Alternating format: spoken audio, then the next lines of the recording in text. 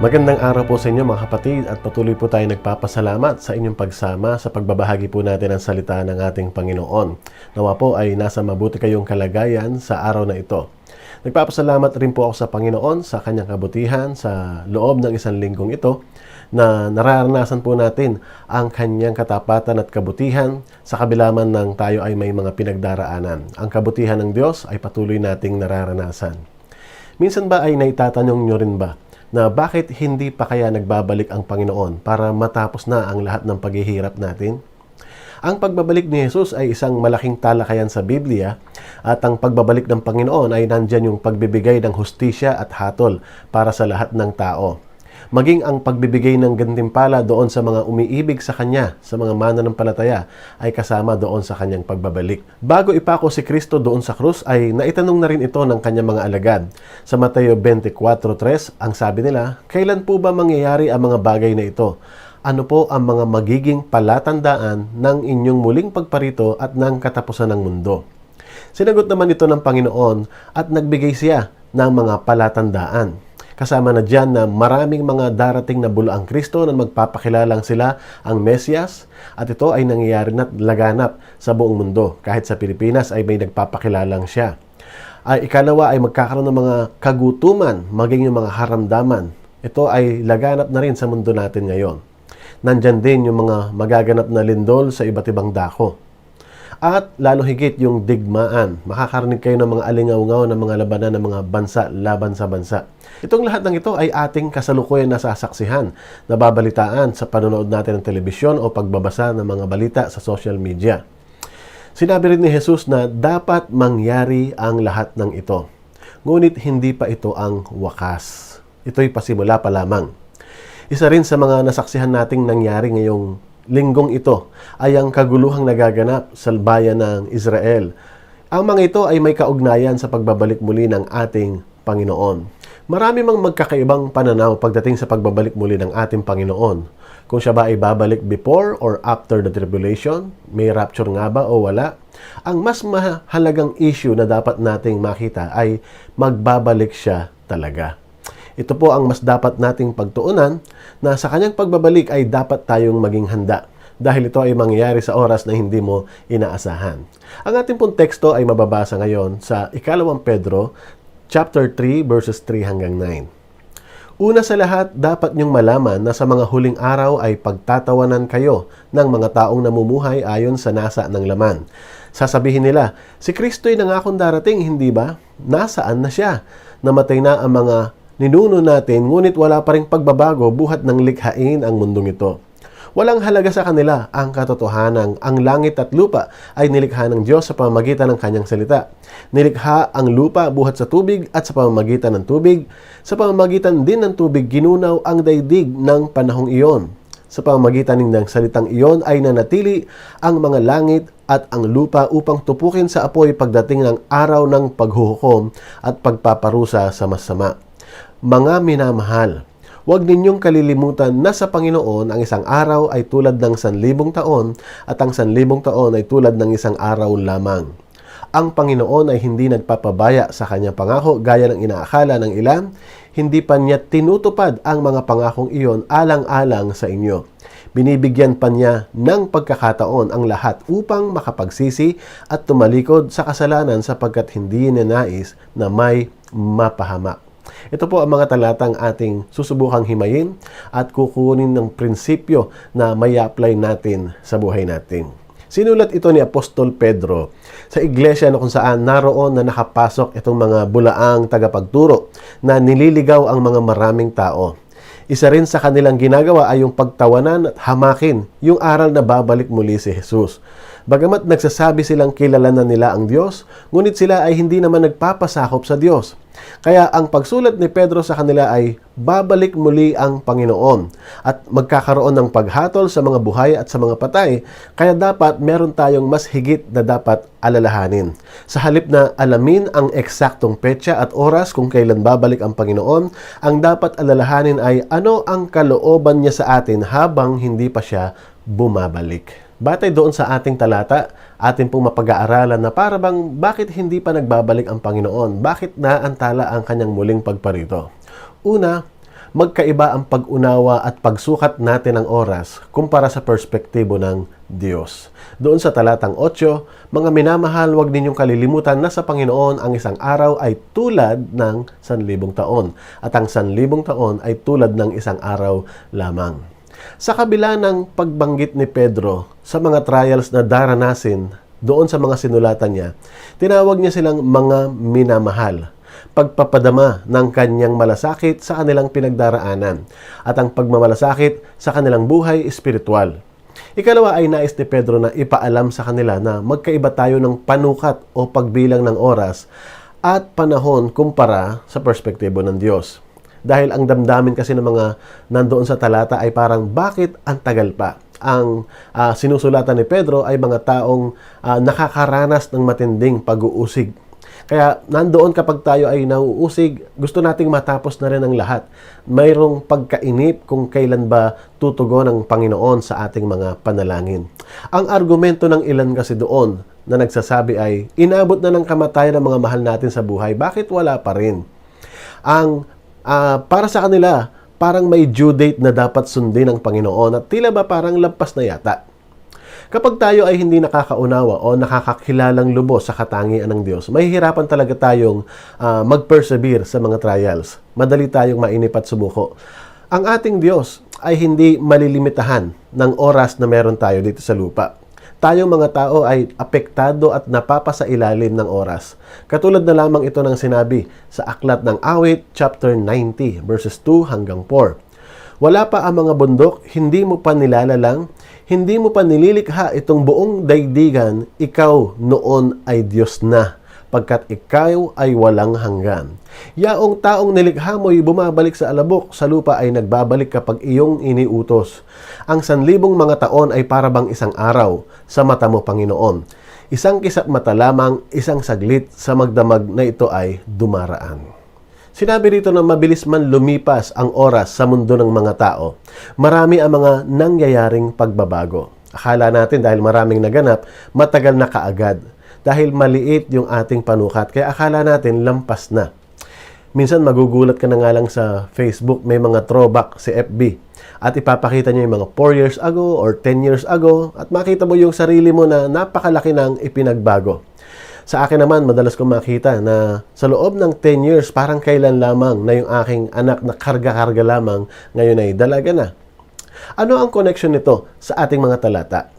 Sa maiksing panahon, maraming pagbabago ang nagaganap. Pero sa Diyos, walang pagbabago dahil siya ay eternal. Kaya nga doon sa talata ay binanggit, wala pa ang mga bundok, hindi mo pa nilalalang, hindi mo pa nililikha itong buong daigdigan.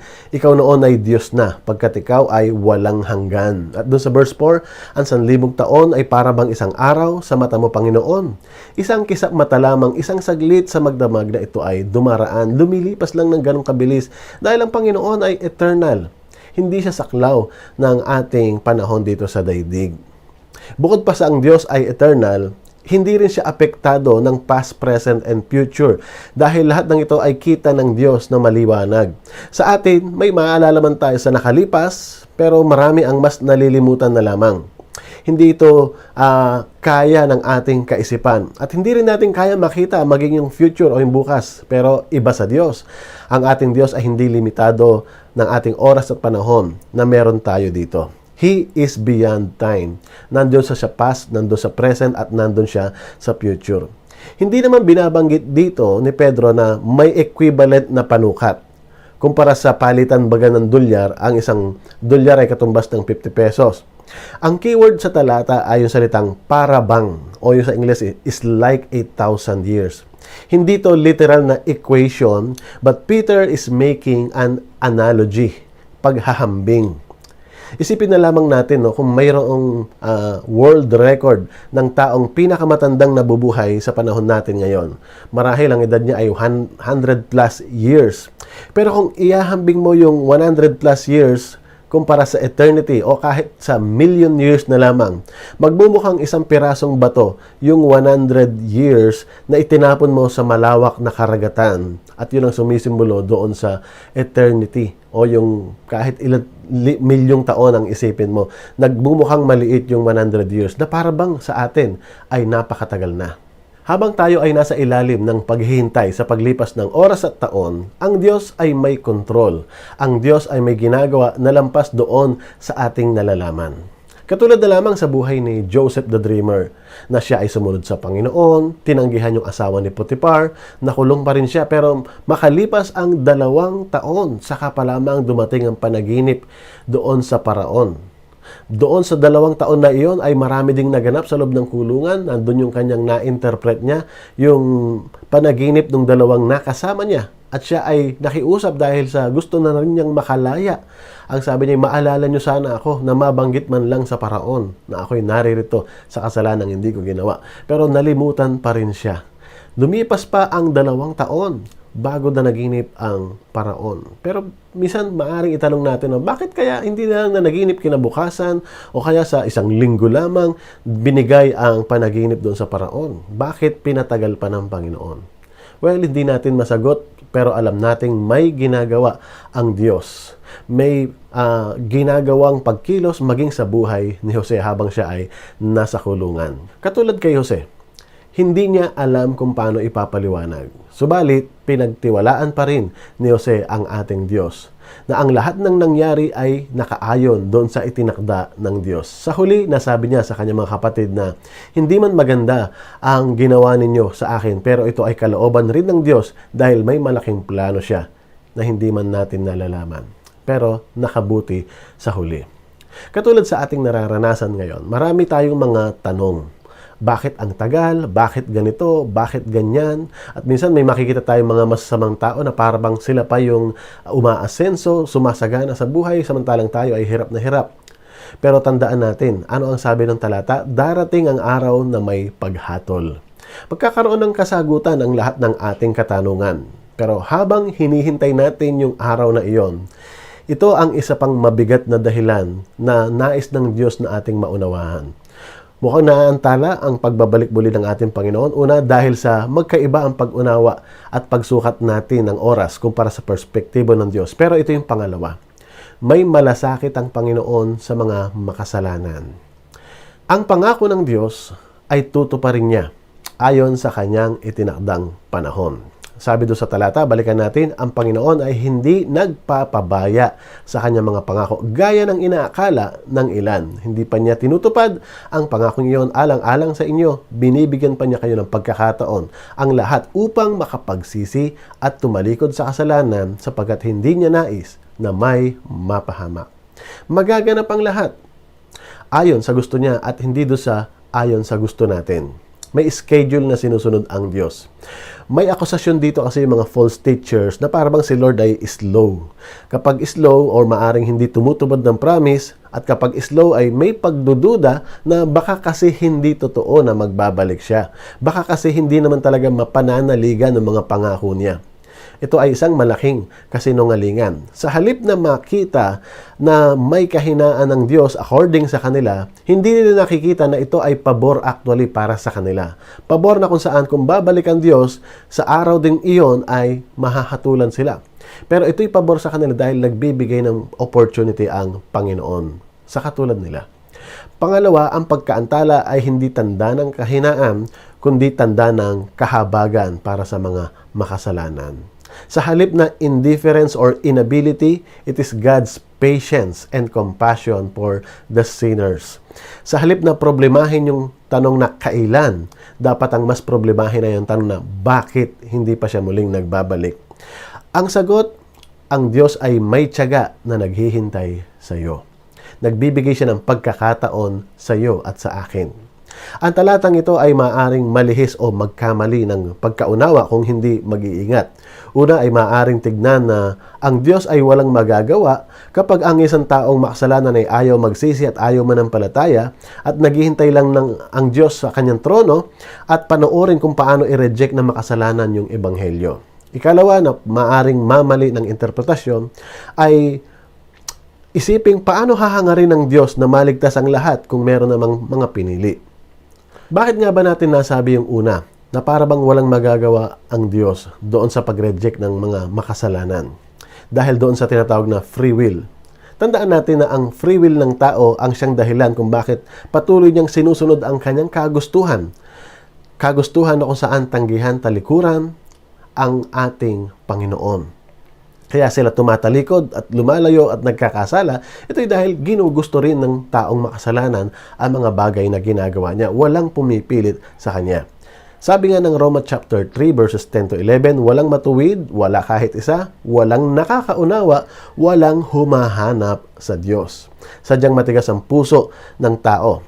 Kaya kung kagustuhan ng tao lamang ang masusunod, walang taong maliligtas. Yung ikalawa naman kasi ay parang tinitigdan na para bang walang malasakit ng Diyos sa lahat ng tao, kundi doon lamang sa mga tinatawag na pinili. Mali rin po iyon. Bagamat malalim na pag-aaral ang kinakailangan para maunawaan ang isang bahagi ng kasulatan na ito, ang alok ng mabuting balita ay paanyaya para sa lahat. Subalit, ang puso ng tao ay pilit na umaayaw. Subalit salamat dahil meron pa ring makakaranas ng kaligtasan, makakaranas ng himala sa kanilang puso at sila'y tutugon sa panawagan ng Diyos. At kung tayo man ay sumuko, nagsisi, tumugon, totoo rin ang sinasabi ng Biblia na kabilang ka doon sa mga pinili, doon sa mga hinirang. Nagawa mo ito hindi dahil sa sarili mong kagustuhan, kundi dahil sa biyayang ipinagkaloob sa atin ng Panginoon. Katulad yan, makikita rin natin yung pag-iyak ng ating Panginoon sa Kristo nang makita niya yung Jerusalem. Nung bago siya ipako doon sa krus, ay tumangis siya dahil marami ang hindi kumikilala sa kanya. Maging si Pablo ay nagkaroon ng matinding kalungkutan dahil sa mga Hudyo na hanggang ngayon ay hindi pa rin kinikilala si Jesucristo. Ngayon ay naliligaw pa rin sila sa kasalukuyan nating panahon dahil hanggang ngayon ay hindi pa rin nila kinikilala ang ating Panginoon. Kaya isa ito sa dapat natin panalangin na ang bayang Israel ay tunay na magbalik sa Panginoon at kilalanin si Jesus bilang Mesiyas. May mga bagay na sadyang nakalulungkot at masakit tignan. Subalit, kailangang maganap. Katulad na lamang niyan yung pagkapako ni Kristo na mukhang trahedya sa umpisa. Pero dapat mangyari talaga dahil may disenyo at plano ang Diyos na hindi natin nakikita sa ating mga mata. Totoo na mahabagi ng Diyos, mahapagmahal ang ating Diyos. Totoo na kung tayo man ay maliligtas, ito'y dahil sa kalooban niya at hindi sa kalooban natin. Subalit totoo rin, kung tayo ay maparurusahan, ito ay dahil sa pagtanggi natin at hindi pagkilala sa Kanya at ito yung likas na ginusto ng ating puso at walang pumilit sa atin. Pero isiping mabuti, bakit hindi pa nga ba nagbabalik si Kristo? Para ito sa iyo at para ito sa akin, para sa ating lahat. Para marinig mo ang paanyaya at tumugon tayo ng tama sa panawagan niya. At kung ito yung kalooban ng Panginoon, mas dapat tayong mangaral na mga Kristiyano upang marami ang makapagsisi at sumampalataya sa ating Panginoon. Tayo man ay nasa panahon ng pandemya, tayo rin ay may magandang pagkakataon na magamit ito. Ikwento mo ang ating Panginoong Jesucristo. Mas kailangan ng tao ang pag-asa dahil sa panahon natin ngayon, mas makatotohanan at malapit tayo sa kamatayan. Maraming mga tao ang nawawalan ng pag-asa dahil sa kahirapang dinaranas. Bigyan natin sila ng pag-asang mapanghahawakan. Ipakita rin natin na higit na mahalaga kesa sa mundong ito ay yung nasa kabilang buhay tayong kapiling ng walang hanggan ng ating Panginoon na lumikha ng lahat. Kailan ba ang huling pagkakataon na maalala mong nag-share ka ng gospel sa iyong kaibigan, sa iyong mahal sa buhay? Ang pagbabalita ng ebanghelyo ay trabaho ng lahat ng Kristiyano. At para maligtas ang tao, dapat may mangaral, dapat may marinig na imbitasyon, dapat may madama na malasakit pagmamahal mula sa ating mga nakakilala at nakatanggap ng habag mula sa ating Panginoon. Patuloy nating ipanalangin ang mga mahal natin sa buhay at kakilala na pagkalooban sila ng kaliwanagan at pangunawa at konbiksyon sa kasalanan at manampalataya kay Jesus. Tandaan natin, kahit na sa tingin natin matagal na ang panahon, hindi ibig sabihin na wala na itong limitasyon. Meron pa ring katapusan. Darating din tayo sa finish line. Haharap pa rin tayo sa Panginoon. Maaring tayo ay mauna at haharap sa Kanya or abutan tayo ng Kanyang pagbabalik muli rito. Mga kapatid, bagamat hindi natin matiyak kung kailan babalik ang ating Panginoon, hindi natin malaman yung exact date, pero masasabi nating malapit nang magbalik ang ating Panginoon. Marami na mga tanda ang mga nakikita natin na sasakatuparan na sinabi na ng Biblia noon pa man. Ngunit balikan natin yung talata at basahin natin yung chapter 3 verse 10. Ngunit ang araw ng Panginoon ay darating na tulad ng isang magnanakaw. Sa araw na iyon, ang kalangitan ay biglang mapaparam na may nakapangingilabot na ugong.